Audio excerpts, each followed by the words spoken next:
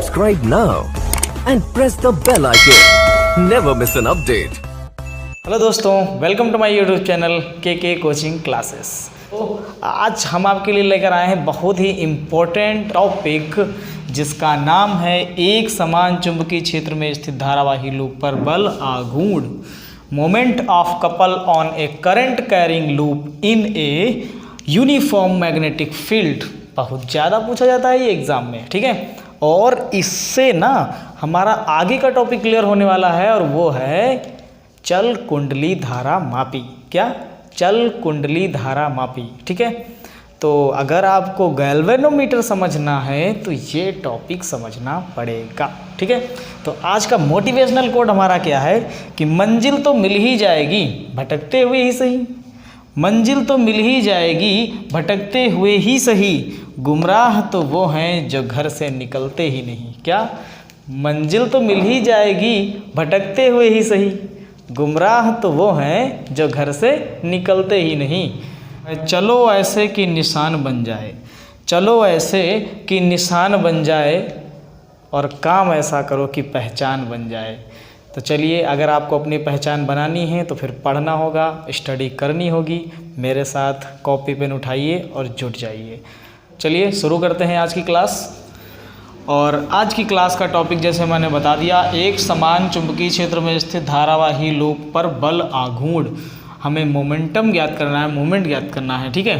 देखिए lesson number 4 आपका चल रहा था गतिमान आवेश एवं चुंबकत्व, ठीक है।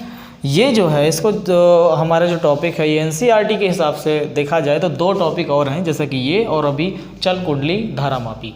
तो अभी हम इसको कवर करेंगे, फिर कल हम चल कुंडली धारामापी को कवर करेंगे, ठीक है। लेसन का नाम और हेडिंग डाल लीजिए ताकि मैं इसे मिटा कर शुरुआत कर सकूं, क्योंकि बोर्ड पर जगह कम रहती है। चलिए अब हम स्टार्ट करते हैं अपना। आपने सब कुछ तो लिख लिया होगा तो इसे भी मिटा देते हैं, इसका कोई काम नहीं बचा है अब, ताकि मैं पूरी तरीके से लिख सकूं, ठीक है। अब आइए हम स्टार्ट करते हैं क्लास को। तो हम मान लेते हैं कि हमारे पास ये बहुत सारा बाहरी चुंबकीय क्षेत्र है, ठीक है। ये हो गया मैग्नेटिक फील्ड, और इस मैग्नेटिक फील्ड का मैं नाम दे देता हूँ वेक्टर बी, ओके। इस मैग्नेटिक फील्ड में जो है हमारे पास एक लूप रखा हुआ है। लूप मतलब होता है कोई भी बंद पास, ओके, बंद पास जो कि आयताकार है। एक आयताकार लूप स्थित है इसमें। इसके नाम देना चाहें तो हम दे सकते हैं P, Q, R, और ये भाई साहब का नाम दे दिया S। इसमें जो करंट फ्लो हो रही है वो S है, ठीक है। हम मान लेते हैं कि इसमें करंट ऐसे फ्लो हो रही है। ये करंट को मैंने दर्शा दिया, I, स्मॉल आई मान सकते हो करंट को आप, स्मॉल आई या कैपिटल आई जो भी मानना चाहो, ठीक है।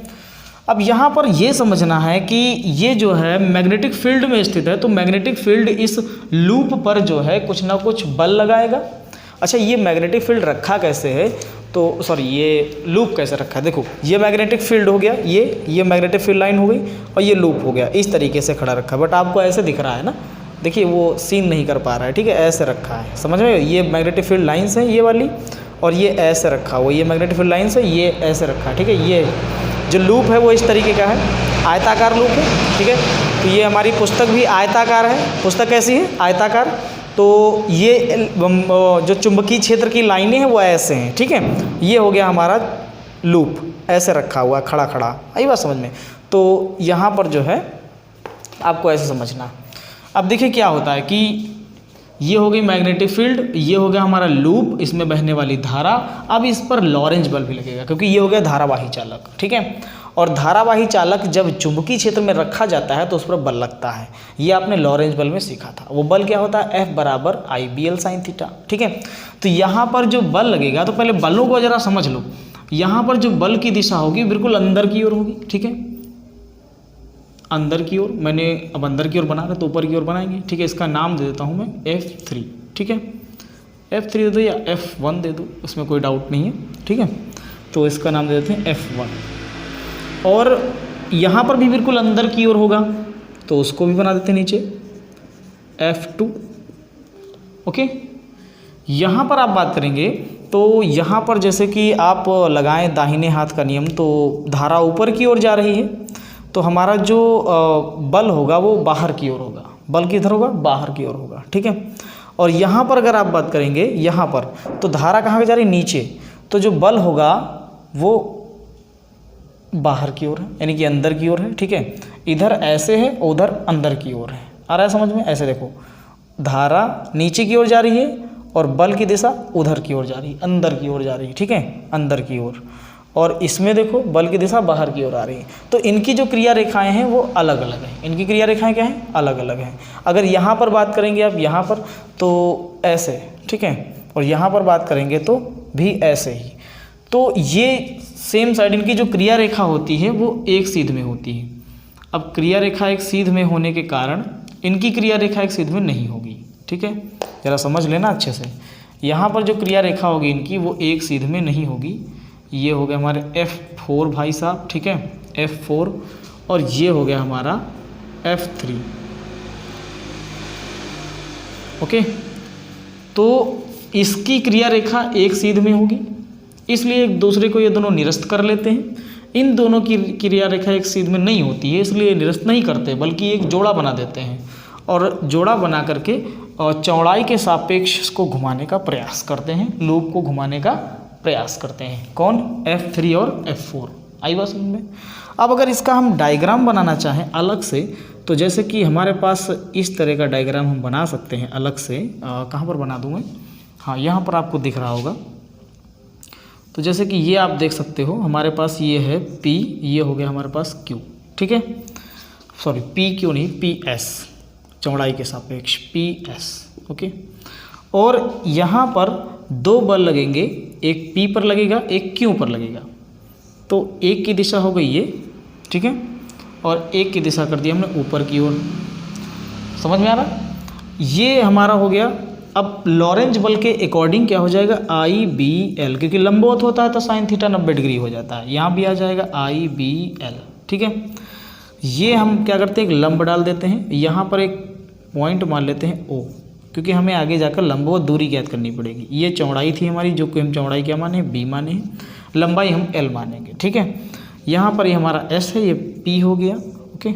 और ये जो घूमा है, इससे बल लगने के कारण वो थीटा कोण पर घूमा, थीटा कोण पर घूमा। चलिए अब हम बताते हैं कि करना क्या है इसमें। सबसे पहले आपको लिखना है कि माना एक आयताकार, ठीक है, माना एक आयताकार PQRS, माना एक आयताकार लूप PQRS एक समान चुंबकीय क्षेत्र B में स्थित है या लटकाया गया है, ठीक। इसके बाद में आप क्या लिखोगे कि माना लूप की लंबाई, ठीक है, माना लूप की लंबाई। अब लंबाई क्या माने? तो लंबाई देखो दोनों एक जैसी हैं, तो लिख देंगे PQ बराबर किसके? RS के। RS लिख दो या SR लिख दो, उससे कोई फर्क नहीं पड़ता, ठीक है। PQ बराबर RS, क्योंकि लंबाई है दोनों सामने सामने की बजाय बराबर होती है आयत में, बराबर L। और चौड़ाई हम क्या मानेंगे? चौड़ाई क्या हो जाएगी? PS बराबर QR बराबर B। इसको हमने B मान लिया, ठीक। अब यहाँ से जो है हम निकालेंगे, देखो ये दोनों तो निरस्त कर लेंगे एक दूसरे को, ठीक है, F1 F2 निरस्त कर लेंगे, तो हम निकालेंगे सीधे PQ तथा RS पर लगने वाला बल, ठीक है। तो बल अब जानते ही हो कि F3 is equal to F4, दोनों एक दूसरे के बराबर होंगे क्योंकि सामने सामने की भुजाएं हैं, तो लगने वाले बल बराबर होंगे, ठीक है। F3 is equal to F4 और इज इक्वल टू हो जाएगा IBL sine theta, okay, IBL sine theta.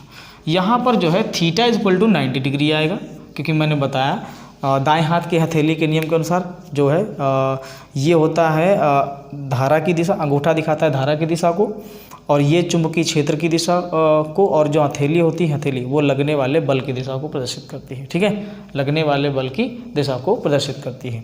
तो यहाँ पर जो लगने वाला बल होगा वो लंबवत होगा, तो थीटा बराबर क्या लेंगे? 90 डिग्री, थीटा बराबर 90 डिग्री। अब यहाँ से आप निकालिए तो आपका निकल कर आएगा F3 इज इक्वल टू, अब F4 को छोड़ देते कि दोनों एक दूसरे के बराबर ही है ना, तो आई बी एल साइन 90 डिग्री। अब मुझे बताओ कि साइन 90 की वैल्यू क्या होती है, तो आप बोलोगे सर 90 की वैल्यू तो 1 होती है, तो यहाँ पर आप 1 रखो, ठीक है। आई बी एल केवल बचेगा नहीं बचेगा बताओ भाई, इसकी जगह पे 1 रखोगे, 1 से मल्टीप्लाई कराओगे उतना ही वापस मिलेगा। तो F3 और F4 दोनों ही क्या आ गए, आई बी एल आ गए, ठीक है। अब आपको निकालना है कि ये जो भाई साहब होते हैं कौन, ये जो दोनों लोग मिलते हैं तो मिल करके क्या बनाते हैं, F3 और F4 मिल करके बनाते हैं एक बल आघूर्ण। क्या बनाते हैं, बल आघूर्ण, ठीक है। और उस बल आघूर्ण को हम लोग कहते हैं विक्षेपक बल आघूर्ण। कौन सा, विक्षेपक बल आघूर्ण, क्योंकि वो विक्षेपित कर देता है ना, इसलिए उसको हम क्या कहेंगे, विक्षेपक बल आघूर्ण। तो यहाँ से अगर आप लगा दो इसमें विक्षेपक बल आघूर्ण, ठीक है, तो ये विक्षेपक बल आघूर्ण जो होगा वो क्या आएगा, चलो देखते हैं, ठीक है। विक्षेपक बल आघूर्ण निकाल लेते हैं, एक मिनट में देख लूँ दिख रहा है इस पर कि नहीं, स्क्रीन पे दिख तो रहा है, बहुत बेहतर है, कोई दिक्कत नहीं, ठीक है। विक्षेपक बल आघूर्ण, विक्षेपक बल आघूर्ण, ओके। तो विक्षेपक बल आघूर्ण अगर आपको निकालना है तो बल आघूर्ण का सूत्र होता है टाउ बराबर बल गुणे लंबवत दूरी, ठीक है, FD कह लो, टाउ बराबर FD होता है। तो यहाँ से बल की बात करें तो आया है IBL, और अगर हम बात करेंगे लंबवत दूरी की तो लंबवत दूरी ज्ञात करने के लिए आपको यहाँ आना होगा PO, ठीक है। लंबवत दूरी क्या है, PO। अब मैं पूछूंगा कि PO कैसे निकालोगे, तो आप बोलोगे सर साइन थीटा लगाओ, ठीक है, याद होगा साइन थीटा बराबर, ये होगा लंब, जो कोण लेते हैं थीटा लिए हैं, थीटा के सामने वाला लंब कहलाता है, ये 90 बनेगा, 90 के सामने वाला कर्ण कहलाता है, तो आ जाएगा लंब बटे कर्ण, ठीक है। अब लंब कितना है तो बोलोगे सर लंब तो PO है, और कर्ण कितना है तो बोलोगे सर B, ओके। B को इधर ट्रांसफ़र कर दो तो PO बराबर आ गया B साइन थीटा, रख सकते हैं यहाँ पर, ठीक है। तो टाउ बराबर आ जाएगा IBL, और यहाँ पे रखेंगे हम लोग B साइन थीटा, ओके। क्या रखेंगे, B साइन थीटा। अब आगे क्या करते हैं देखो, यहाँ से आप थोड़ा सा और चेंज कर लीजिए, IB और L और B, LB साइन थीटा। मुझे बताइए LB क्या होता है, तो ध्यान रखना कि क्षेत्रफल होता है, ये इसको मैं मिटा देता, इसका कोई काम नहीं, ठीक है, क्षेत्रफल होता है। A बराबर होता है L इंटू B, क्षेत्रफल बराबर लंबाई गुणे चौड़ाई, वो यहाँ पर रख दो तो आ जाएगा टाउ बराबर IAB साइन थीटा, टाउ बराबर IAB साइन थीटा, और यही होता है बलयुग्म का आघूर्ण, बल आघूर्ण। आ गया फार्मूला, व्यंजक हमारा आ गया, ठीक है। अब एक और चेंज कर सकते हैं कि अगर मान लो कि इसी लूप में n फेरे होते, इसी लूप में कितने फेरे होते, n फेरे, ठीक है। लूप में अगर n फेरे होते तो फिर ये भाई साहब बदल कर आ जाते कितना, देखो इधर देख लो, तो यही हमारा फॉर्मूला चेंज होके आ जाता टाउ बराबर जब n फेरे होते, ठीक है, जब कितने फेरे होते, n फेरे हो, n फेरे हों, तो टाउ बराबर आ जाएगा NIAB साइन थीटा, ओके।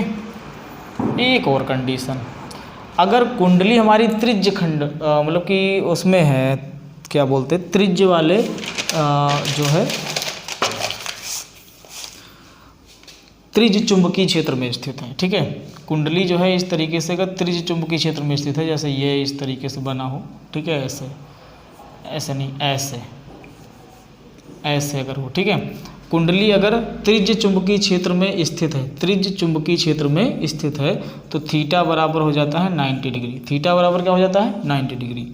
तो उस कंडीशन में टाउ बराबर NIAB, बस इतना सा रह जाता है, और साइन 90 की वैल्यू क्या हो जाती है, 1 हो जाती है। ठीक है, तो ये उस कंडीशन में आपको लगाना है जब आपकी चल कुंडली धारा मापी हो। चल कुंडली धारा मापी में यही होता है, उसमें त्रिज चुंबकीय क्षेत्र होता है। और त्रिज चुंबकीय क्षेत्र में क्या होता है कि जैसे जिधर भी कुंडली घूमती है उधर को जो चुंबकीय क्षेत्र का वो थीटा का मान जो हो जाता है चुंबकीय क्षेत्र लेकर साइन थीटा में जो थीटा का मान होता है वो 90 डिग्री पहुंच जाता है।